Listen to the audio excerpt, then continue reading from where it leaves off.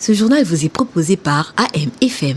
Abonnez-vous massivement et surtout n'oubliez pas de cliquer la cloche de notification pour suivre toutes nos vidéos sur la chaîne YouTube AM/FM.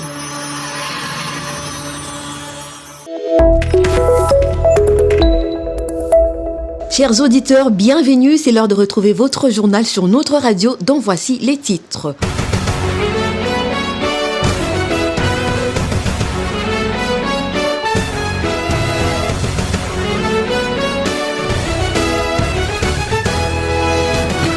Le nouveau système de recrutement du personnel enseignant place le mérite au centre de recrutement des enseignants et promotion des directeurs. Une réforme d'envergure est en cours de mise en œuvre au sein du ministère de l'Éducation nationale et Nouvelle Citoyenneté. Les détails dans ce journal. Et puis nous parlerons également des éliminatoires de la Coupe du Monde 2026. La RDC écrase la Mauritanie et prend la tête du groupe B. C'était ce mardi 25 mars au stade municipal de Nouadhibou. C'est tout pour les titres. Encore une fois, mesdames, messieurs, bienvenue à tous.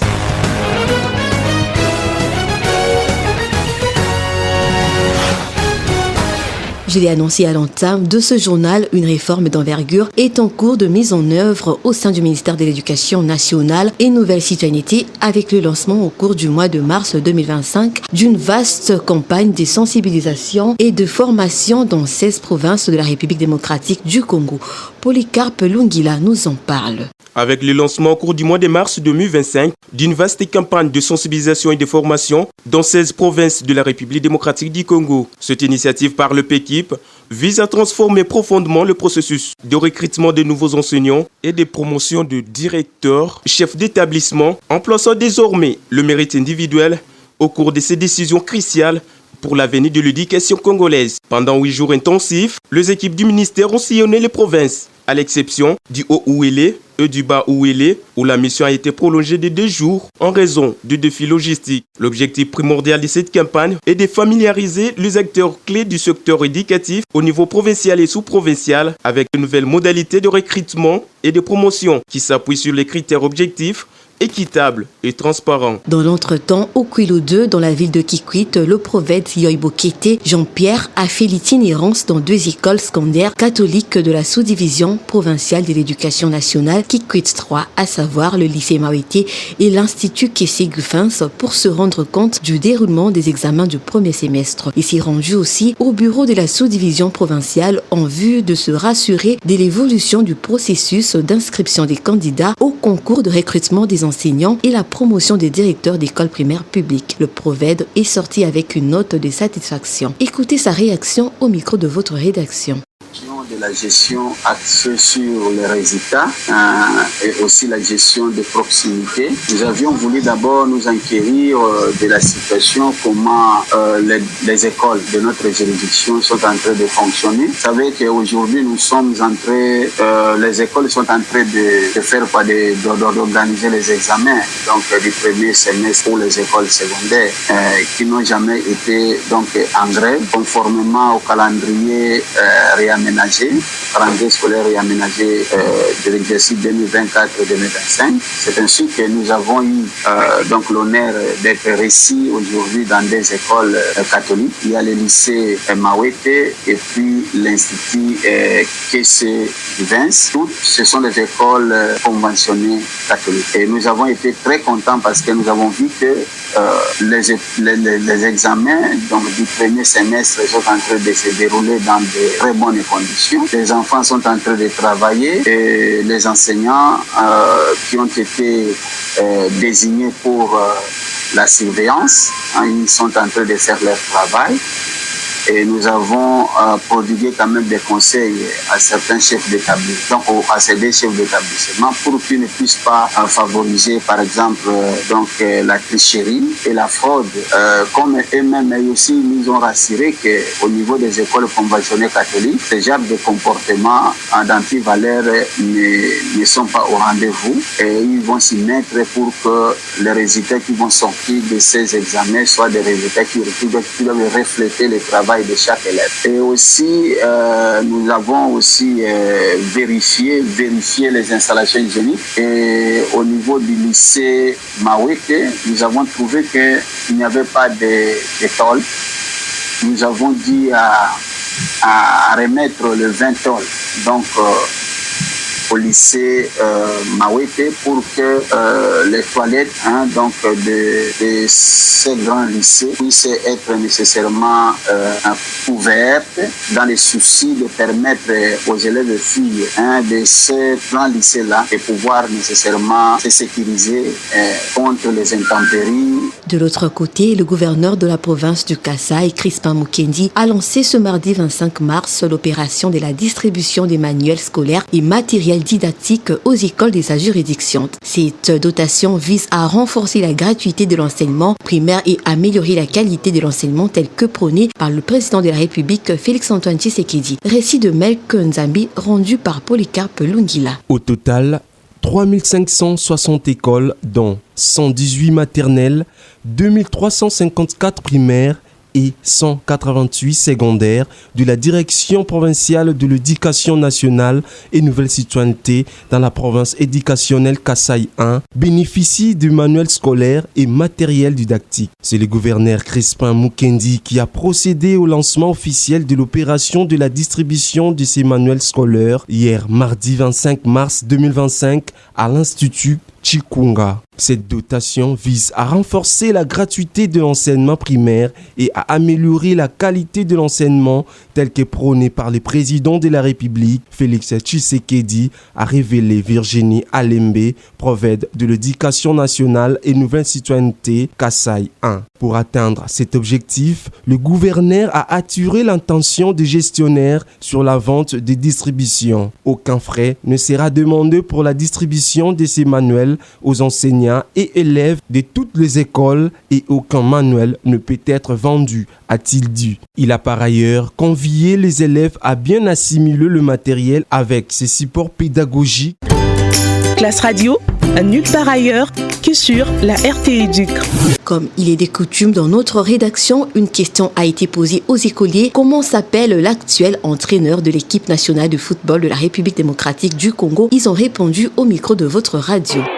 L'entraîneur de l'équipe nationale s'appelle Sébastien Desabre. Le capitaine national de la RDC s'appelle Sébastien Desabre. L'entraîneur actuel de l'équipe nationale s'appelle Sébastien Desabre. L'entraîneur de l'équipe nationale de la RDC s'appelle Sébastien Desabre. L'actuel entraîneur de l'équipe nationale de football de la RDC s'appelle Sébastien Desabre. Classe Radio, nulle part ailleurs que sur la RT-Éduc.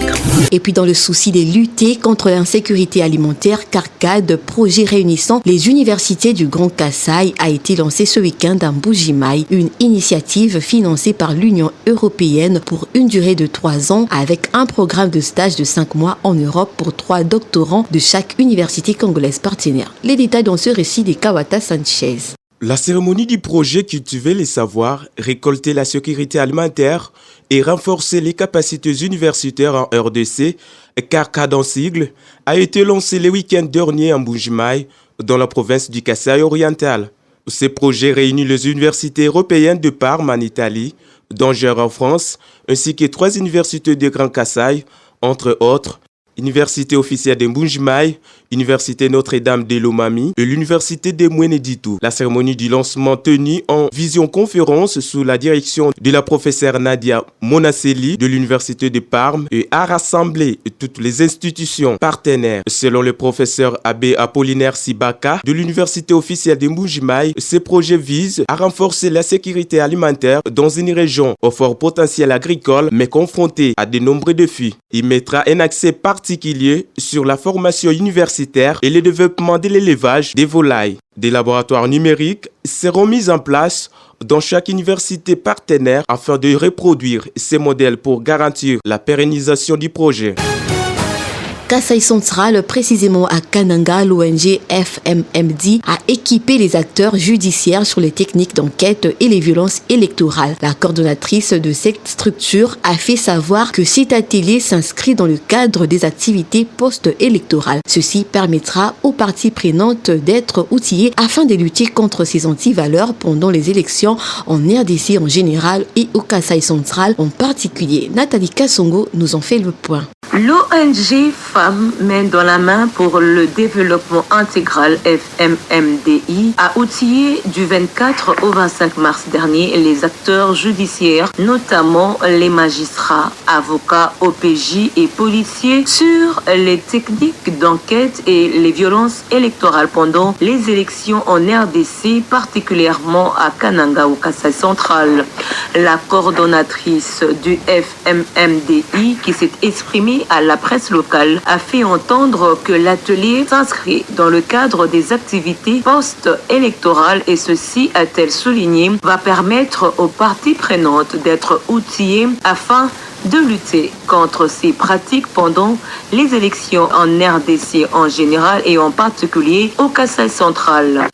Nous avons documenté plusieurs cas de violences électorales qui sont différents de contentieux électoraux. Voilà pourquoi aujourd'hui le PNUD voulait appuyer l'accompagnement des dossiers devant les instances judiciaires de toutes les victimes de ces violences électorales au Kasaï central, a déclaré Nathalie Kambalalouz, et d'ajouter: nous devons d'abord outiller les parties prenantes qui sont les acteurs judiciaires pour voir dans quelle mesure ils peuvent avoir des stratégies spécifiques pour voir comment considérer les dossiers et accompagner les victimes pour qu'elles soient indemnisées et punir les auteurs. L'organisation compte mettre en place dans les tout prochains jours une coordination qui sera dirigée par le procureur.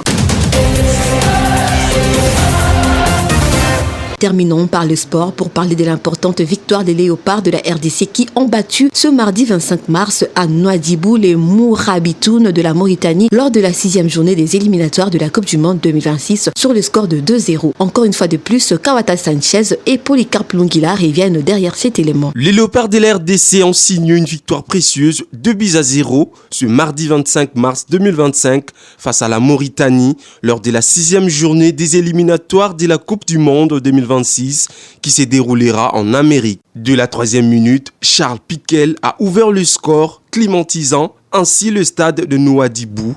Puis, à la 83e minute, Fiston Mayele a enfoncé les clous, offrant ainsi à la RDC une victoire méritée. Les Congolais ont également bénéficié du match nul 1-1 partout entre le Soudan et le Soudan du Sud. Grâce à cette victoire, la RDC prend la tête du groupe B avec 13 points, dévançant le Sénégal et le Soudan qui totalisent 12 points chacun. La première place du groupe étant synonyme de qualification automatique, la RDC se place dans une position favorable, mais devra confirmer lors de 2 prochaines journées de septembre où le match 7 et 8 s'annonce décisif. Seul le premier du groupe se qualifiera directement, tandis que le deuxième devra passer par les barrages. Fin de ce journal, Aurélie Safi était à la présentation, Melke Nzambi à la chefferie d'édition, Rosson Sakanino à la technique et puis Emimbuka à la supervision. Merci d'avoir suivi, chers auditeurs. Restez branchés pour la suite de nos programmes. Ce journal vous a été proposé par AMFM. Abonnez-vous massivement et surtout n'oubliez pas de cliquer la cloche de notification pour suivre toutes nos vidéos sur la chaîne YouTube AMFM.